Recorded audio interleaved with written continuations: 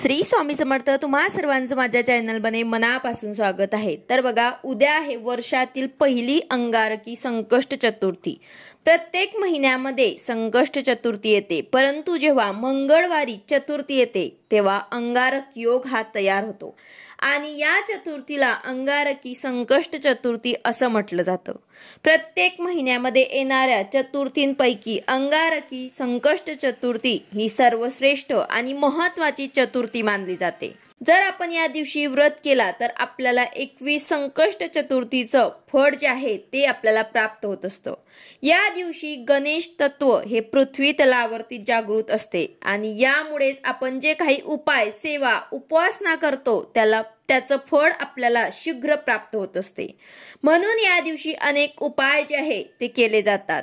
आजच्या व्हिडिओमध्ये मी तुम्हाला उद्या अंगारकी संकष्ट चतुर्थीला करण्यासाठी एक अतिशय प्रभावी उपाय सांगणार आहे। एक नारळ आपल्याला अशा ठिकाणी अर्पण करायचं आहे।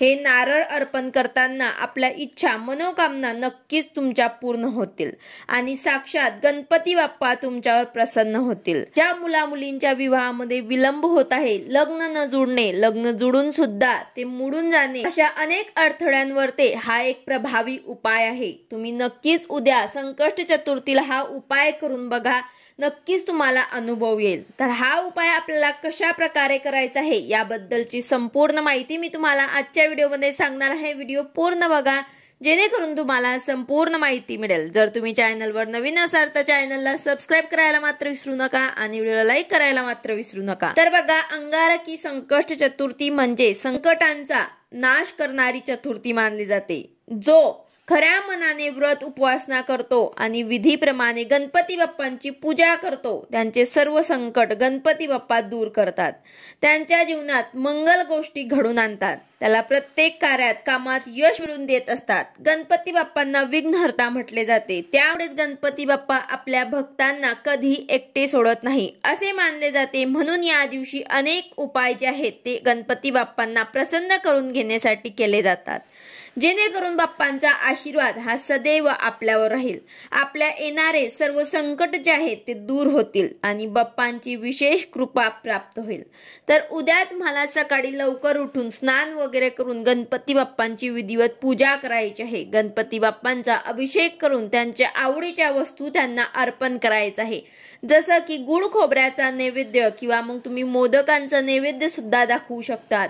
त्याच प्रकारे जास्वंदाचे लाल फूल, दुर्वा, त्याच प्रकारे गणपती बाप्पांना तुम्हाला सेंदूर सुद्धा लावायचा आहे। तर अशा प्रकारे पूजा अर्चना करायची आहे आणि यानंतर गणपती बाप्पांची सर्वात प्रभावी सेवा सुद्धा तुम्हाला करायची आहे। सेवा म्हणजेच काय तर 11 वेळा तुम्हाला गणपती अथर्वशीर्षाचे पठण करायचे आहे।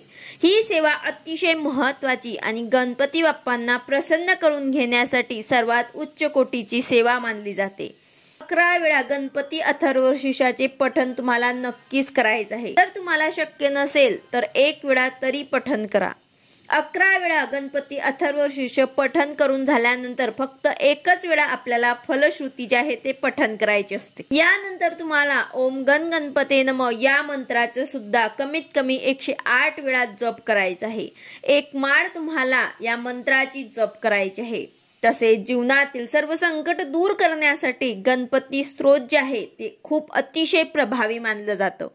जर तुमच्याही जीवनामध्ये काही संकट असेल, काही अडथळे असतील तर ते दूर होण्यासाठी तुम्ही प्रयत्न करताय, तर त्या प्रयत्नांसोबत ही एक सेवा तुम्ही नक्कीच करून बघा। गणपती स्तोत्र तुम्हाला कमीत कमी 3 वेळा पठण करायचं आहे। तुम्हाला पठण करणं शक्य नसेल तर ऐकलं तरी सुद्धा चालेल, पण नक्कीच तुम्हाला ही सर्व सेवा आवर्जून उद्याच्या दिवशी करायची आहे।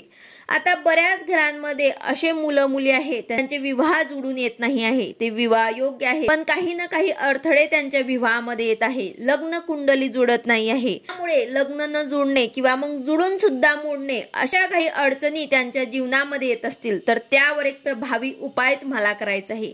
ही संधी तुम्हाला चुकवायची नाही। अंगारकी संकष्ट चतुर्थी जी आहे ते फक्त वर्षातून एकदा किंवा दोनदा येते आणि या वर्षी ही पहिली अंगारकी चतुर्थी आहे जे उद्या आलेली आहे। तर तुम्हाला ज्या मुला मुलींचे लग्न जुळत नसतील त्यांनी आवर्जून हा उपाय करायचा आहे। त्यांनी 11 अक्षदा घ्यायचे आहे, 11 तांदळांचे दाणे घ्यायचे आहे आणि त्यांना पिवळे करून घ्यायचे आहे हळदीने. आणि हे अक्षदा तुम्हाला 11 घरांमध्ये असणाऱ्या गणपती बाप्पांच्या मूर्तीवर तुम्हाला टाकायचे आहे किंवा मग मंदिरामध्ये जाऊन केलं तरी सुद्धा चालेल. पण तुम्हाला 11 घरांमध्ये किंवा 11 मंदिरामध्ये जायचं आहे, कमी किंवा जास्त तुम्हाला जायचं नाही. तर तुम्हाला काय करायचं आहे की हे गणपती बाप्पांच्या डोक्यांवर टाकायचं आहे. म्हणजे जवळपास असणाऱ्या 11 जणांच्या घरी जाऊन त्यांच्या देवघरातील गणपती बाप्पांच्या डोक्यावर तुम्हाला एक तांदूळ अर्पण करायचा आहे आणि त्यांना प्रार्थना करायची आहे की ज्या प्रकारे तुमच्या डोक्यावर अक्षदा पडल्या आहेत त्या प्रकारे माझ्याही डोक्यावर पडू द्या, विवाह योग जुळून येऊ द्या, अशी प्रार्थना तुम्हाला गणपती बाप्पांना करायची आहे. आणि तुम्हाला 11 गणपती बाप्पांकडे अशीच प्रार्थना करायची आहे. तुम्ही मंदिरात सुद्धा जाऊ शकतात किंवा मग 11 जणांच्या घरामध्ये जाऊन सुद्धा तुम्ही हा उपाय करू शकतात. हा उपाय केल्यामुळे तुमचा विवाह जो आहे तो जुळून येईल आणि तुम्हाला तुमचा मनासारखा जोडीदार सुद्धा मिळेल. यानंतर एक नारळ सुद्धा तुम्हाला घ्यायचं आहे. नारळाचा उपाय सुद्धा तुम्हाला करायचा आहे. नारळ हे अतिशय महत्त्वाचं मानलं जातं. नारळ हे सकारात्मकतेचं प्रतीक आहे.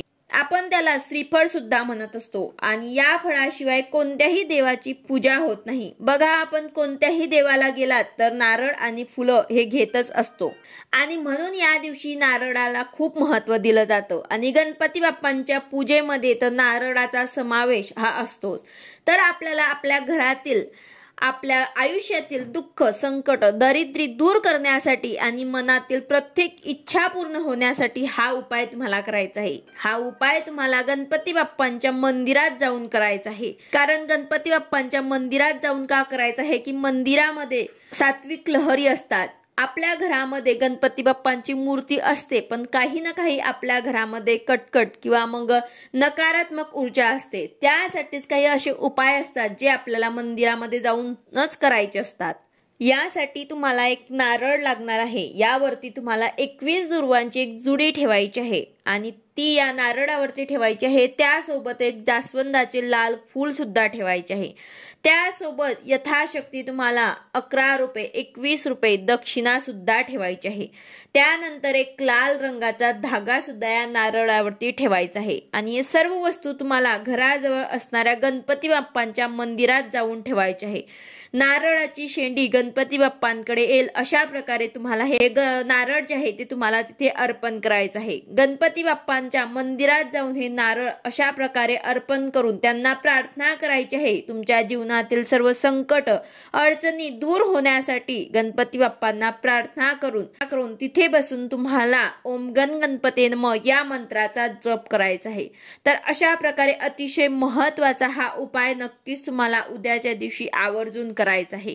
व्हिडिओ आवडला असेल तर लाईक करा, शेअर करा, सबस्क्राईब करा. भेटूया अशाच नवीन व्हिडिओ सोबत. श्री स्वामी समर्थ.